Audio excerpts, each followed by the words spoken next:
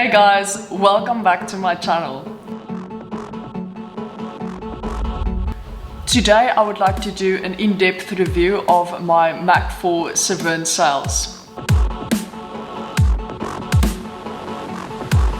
After sustaining a total Achilles tendon rupture at Luderitz Speed Challenge in 2021, I had to do intensive 3 months of rehabilitation in order to get my foot working as quick as possible so that I can catch that last little bit of our wind season. So my aim in this time was to sail like always in all kinds of conditions. It has really been an amazing experience to have a full range of sails again. I put all my sails to the test. Every year it keeps on surprising me how much they keep on improving the sails. Being on the forefront of the windsurf sail R&D world, they literally come and just bring out a whole new experience in their sails every single year by staying up to date with the latest technology in windsurf sail design.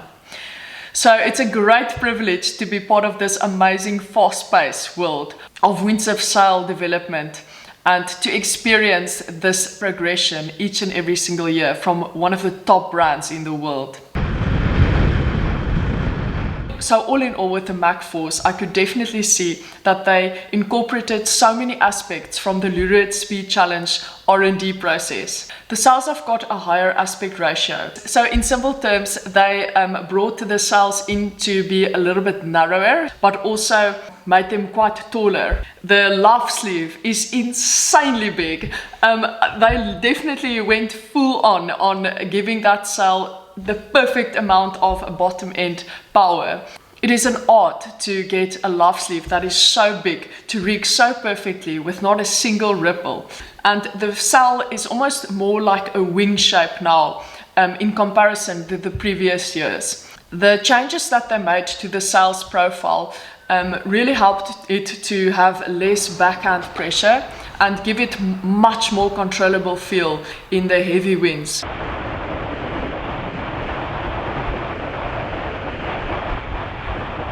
This means that for each and every sail size, it's got a much wider wind range. So you would feel that per sail size, you can actually keep on holding onto that sail in much stronger winds than what you would have normally done. And because of the insanely deep profile and big luff sleeve, it covers such a big low wind range as well per sail. The higher aspect ratio also helps to give that sail that whiplash effect because of it being taller and narrower to the top. Pairing that with an Apex Pro Severne mast is a recipe for controllable and effortless sailing. So in my range I have a 7/8, a 7, a 6/2, 5/5, a 4/5 blade, 4.2 blade and a 3/7 blade for the waves.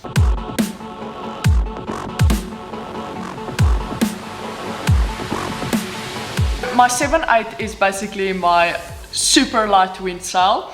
With my body weight, I can get away with my 7/8 when there is barely any wind. So pairing it with my 128 or my 118 liter AV board, and I'm basically good to go in super light winds. So this would normally be very flat water conditions.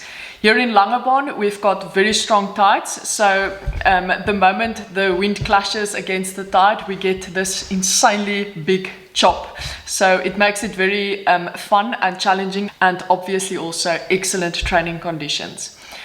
So my 7/8 is basically my champagne sailing sail, because if I'm on a 7/8, it means that no one else can sail and the rest of the people are all on foils. You would think that a 7/8 would be a heavy sail because of it being the biggest size in my range.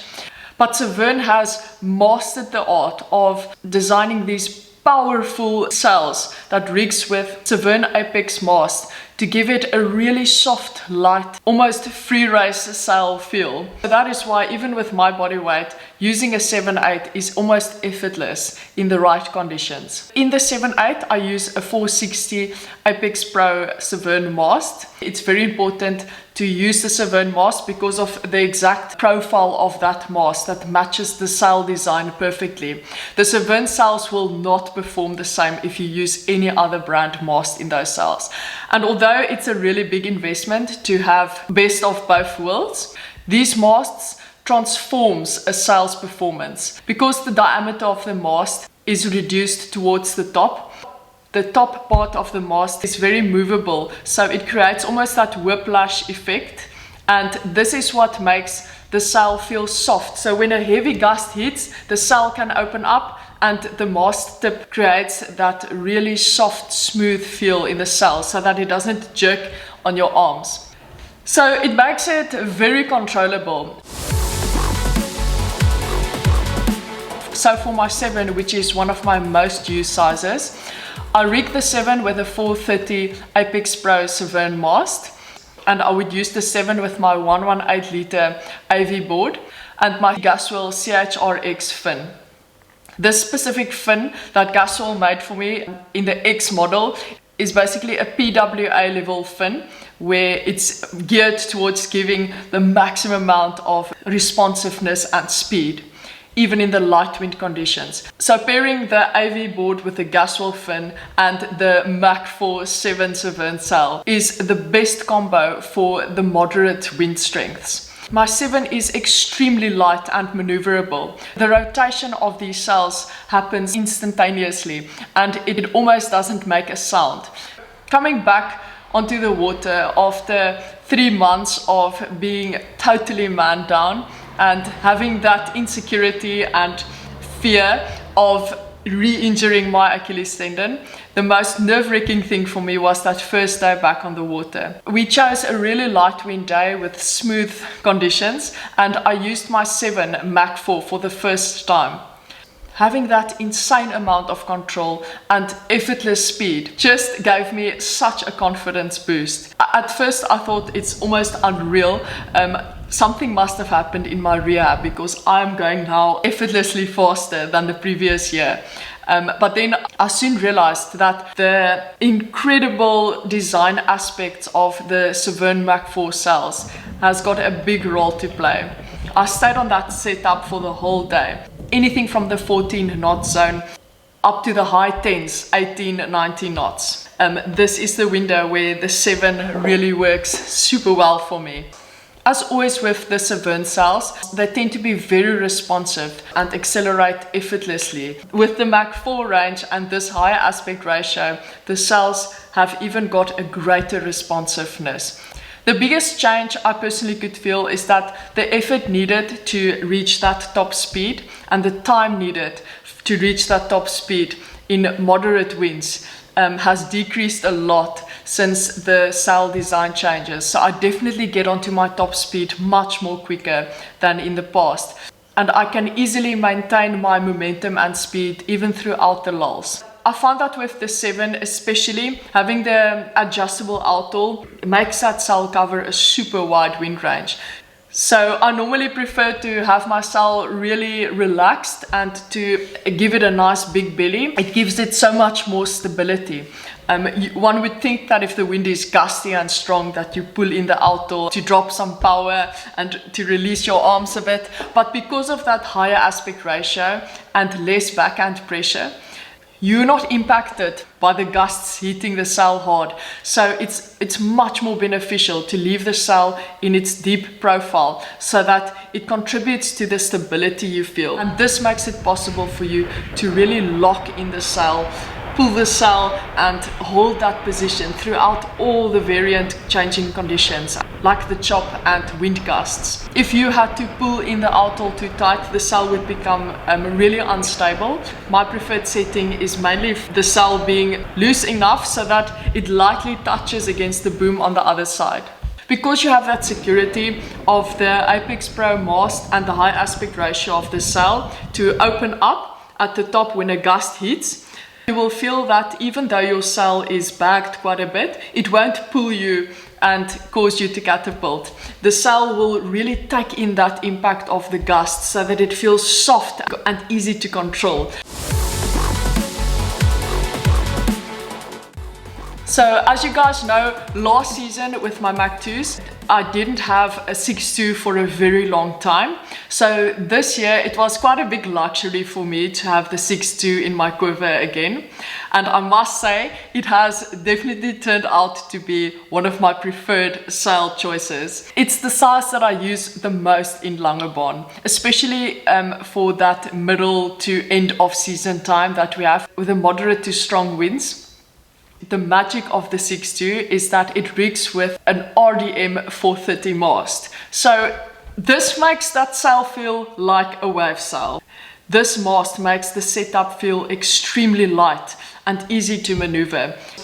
It feels like you are not putting in any effort, but you are going at such high speed. So you almost start doubting whether you are really going that fast, because it doesn't feel like any hard work to lock that sail. And then by the time you look over your shoulder, you've left everyone in the dust. So this is basically what I would call the cheating sail size, because it has all the advantages of a powerful high-speed race sail, but zero impact on your body. I combined that with my 98-litre AV board on an incoming tide. So if I've got nice water pressure to work against and with moderate to stronger winds, I would put in the 32 CHRM Gasoil fin, which is geared towards the higher wind range.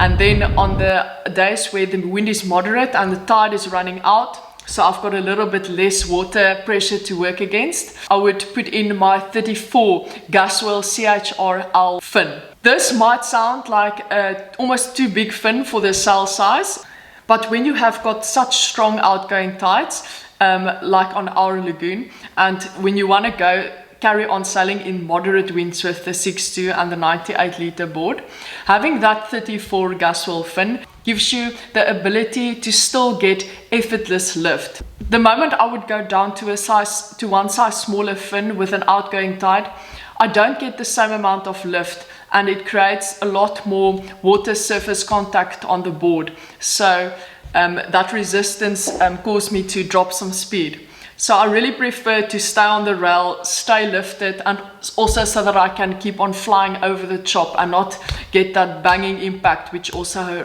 causes a reduction in speed.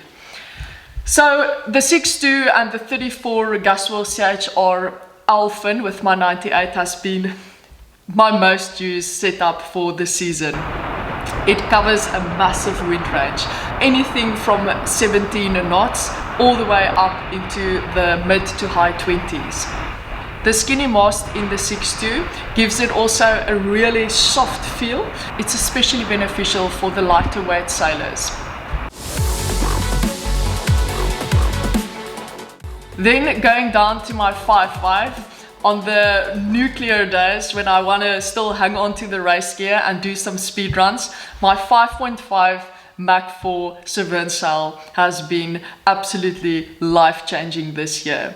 That sail packs an insane amount of power for its size, and it sometimes even feels more powerful than the 6.2. I rigged the 5.5 with an RDM 400 Severne Redline mast, and I pair the 5.5 also with the 98-litre AV Modena board. Soon I will have the 88 AV board as well in my range. The 5.5 is a total speed machine. It is the sail that reminds me the most of the Ludorit Speed Challenge because of its insanely deep profile for its size. Now, taking the advantage of the higher aspect ratio that they incorporated into the 5.5, with such a small size slalom sail, keeping the profile so deep whilst having a higher aspect ratio is like a work of art. It's got incredible top end speed.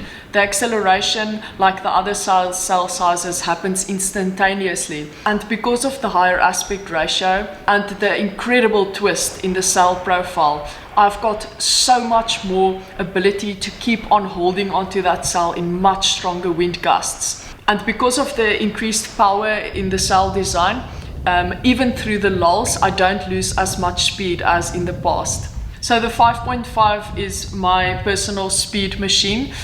I use that sail paired with my 98 litre AV Modena and paired with my 30 Gasoil CHRM fin. So this setup has got me covered for winds in the mid-20s to the mid-30s. So once again with the 5.5, keep that outhaul really nice and neutral so that the sail lightly touches the other side of the boom. On the beach it may feel weird because it feels like it's almost too loose. When you stand in the water before your beach start, give the sail a few shakes and see that that outhaul is loose enough so that it lightly touches the other side of the boom. Then you know you've got the perfect stability, power and control in that sail. Especially with the smaller sizes, do not make the mistake of, because the wind is turning nuclear, to pull in the outhaul tighter, because it will just give you a whole new headache on keeping the sail stable in the gusts. When you pull the sail flat, it diminishes that profile, so you get a lot more backhand pressure and instability. Whereas if the sail is in its profile, set in its profile, the wind is concentrated into a specific zone, and because of the perfect twist of the Severne sails, that gust will release into the top of the sail, and with the whiplash effect of the RDM red Severne mast, will give the sail a really controllable feel when the gust hits, and it will only increase your acceleration without the negative side effect of being catapulted or out of control. The more downhill you pull, the more the sail will open up at the top. So this is a twist effect of the sail. So you can see when you lift the sail from the ground after pulling the downhill, how the top part of the sail rotates downwards and the whole sail opens up into a spiral. So the more you pull the downhill, the more that spiral effect takes place. This is a fantastic aspect of the sails. The twist of the Severne race sails is what makes it one of the best race sails on the windsurf market. But if you overdo the downhill, that sail will open up way too much and you won't reach the sail's maximum potential in power and speed. The opposite is also true. If you under downhill the sail, the twist effect will be almost diminished and the sail will feel dead and lifeless and unresponsive. So the more tighter the sail is, the more responsive it is, but the lower your speed will be. The function of the twist in the sail, and you can check out my previous video that I made that covers everything you need to know about sail twist. So the twist in the sail contributes to the amount of control that you have over that sail.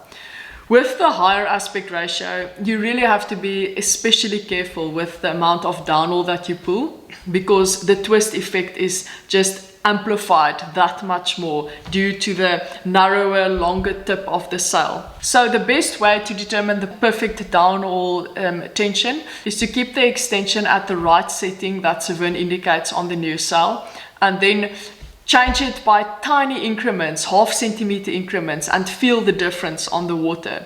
You'll soon get your sweet spot with the downhaul and the outhaul. You'll also notice that when you release your downhaul, the outhaul gets tighter. And when you pull more downhaul, the outhaul becomes loose, so you need to pull more outhaul.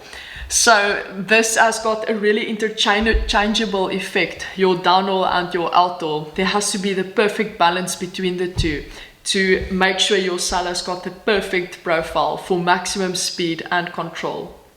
So with all of these design aspects of the Mach4 Severne race sails, I'm so excited about everything the future has installed for this brand, because they just stay right on top of the R&D ladder in the windsurf world. With the Mach2s, I also used to have amazing speed and control, but the amount of effort it takes from my body to keep the control and to go at high speed is definitely less with the Mach4s.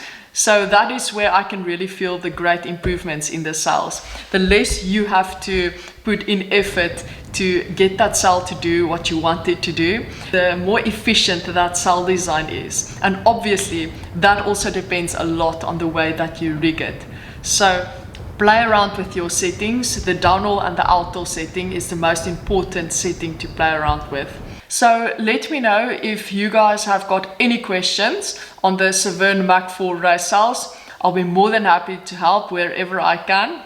A big thanks to Severne Sails for staying on the forefront of windsurf gear development and technology so that we can really get the best out of this sport. Remember to subscribe to my channel to stay up to date with all my coming videos.